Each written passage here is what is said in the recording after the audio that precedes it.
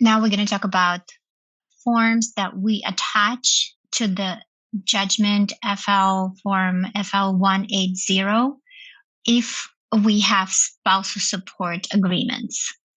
All right, we will start with this form, 343. Again, petitioner, respondent, case number, always there, checking off judgment form FL180.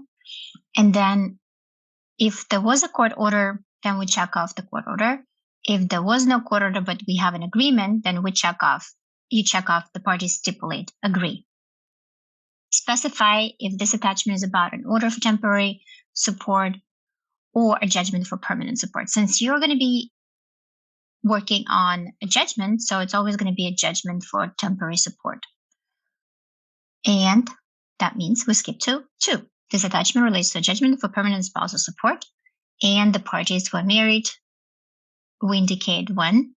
In 2D, Family Code Section 4320, which has 4 factors, check either 1 or 2, and then 3. So we check 1, the parties agreed to some or all factors stated in in spousal or domestic partnership support declaration, attachment form FL157, or a similar written declaration filed with the court.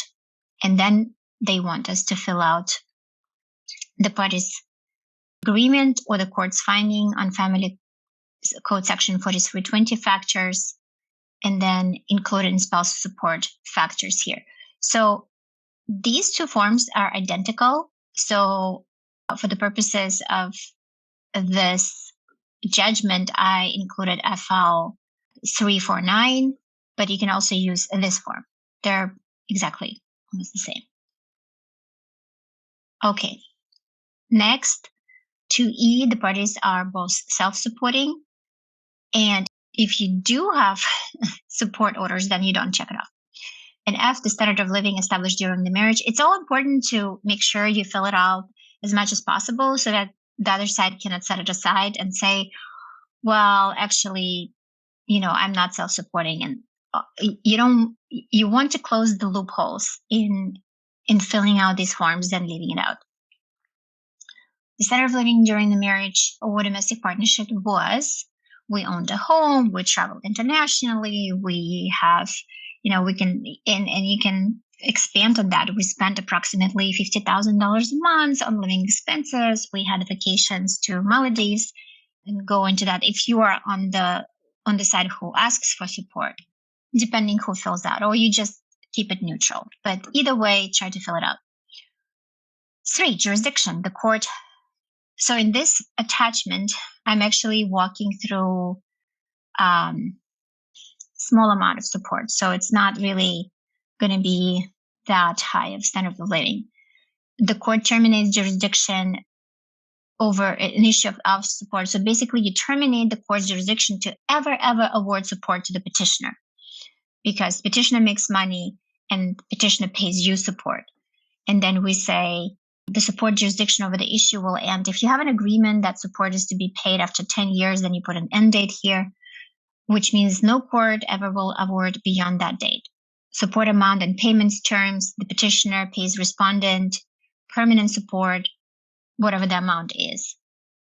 And the payments will begin, you put a date. Support payments are payable through specify end date. So what's the difference between support payments are due here versus the jurisdiction ends? Just because the support ends doesn't mean that the court terminates jurisdiction, meaning you can still come back and ask for support if there's still a discrepancy in income. Payable on the first day of each month, and support must be paid by, and then you can create a method. Earning assignment would be only important if you have problems with the other side potentially not paying on time. And then termination, end of support. By law, unless the parties otherwise agree in writing, the support, your obligation to pay support will end when either party dies or the support payee remarries or registered a new domestic partnership. So that's the law. And then you can agree not to end. And then you can specify what you would like. Instead, the support payee obligation to pay support will continue until specify below the terms of your agreement about when support pay obligation should end. For example, if the older child ends high school or something that is agreeable by both of you. So we don't have support orders, notice of change of employment. The parties must inform each other in writing within 10 days of any change of employment and include the new employer, new address, and telephone number. This form is pretty good. It replaces the whole agreement situation. So we don't have any restraining order. So that's the form, the initial form. Then remember we talked about 157. That is almost the same as 349. Let's look at that. So 157, because remember we we had to check off 157. So 157 is going to be attached to the form FL343, spousal support. Again, the petitioner is paying. I am the petitioner, or whoever it is, I am the person, whoever fills out the form. Support payor, party asking support payor. So petitioner, check off this. And then you fill out the basics. Date of marriage, date of separation, how many years and months, standard of living during the marriage and partnership, age of the party asking for support, age of the party being asked for support, the health and condition of the party asking for support. These are all important factors that the court needs to know upon which the spousal support is determined, so that later when things come up, for example, it turns out that someone was actually sick or not, so that we have facts. Documented history of domestic violence, might not have it here.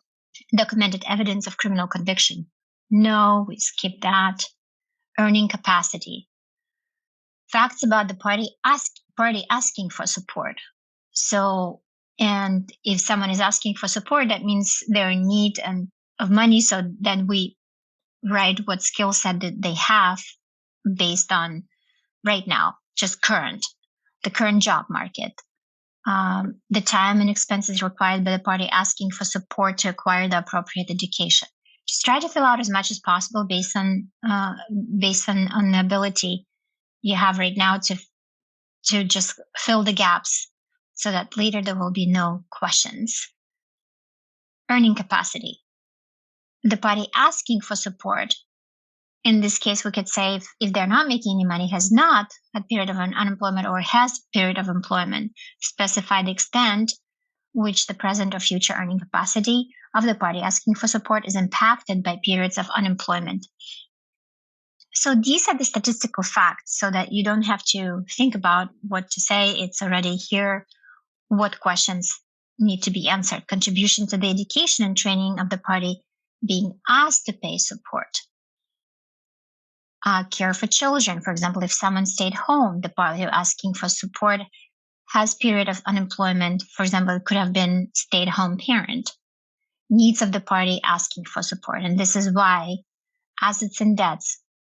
So, for example, if someone inherited a lot of money, we would want to put it here and still say that the need is there, so that the other side cannot say, well, if I knew you had that, you had this inheritance, I would not have signed off on this judgment, right?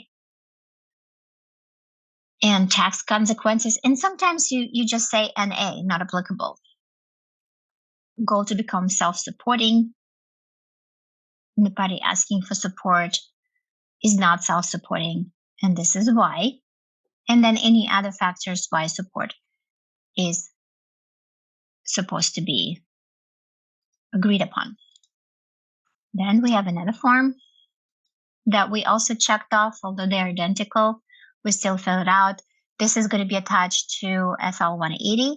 We don't have findings, for example. In this case, we have stipulations. We could have a court order, but the respondent is the support payee who receives support, and the petitioner is support payor. Okay, we established that. We describe standard of living, length of marriage, so the same facts. But this is more narrow to, again, same facts as the other form about the good health. Domestic violence, no. Criminal conviction, no. Here we would say in section 2 we have stipulations because we didn't have any findings, earning capacity, the marketable skills of the party asking for support. And here's the deal. I would pick one of the two forms because they're so identical if you look at them. You can pick which form you like more and attach them to the judgment. So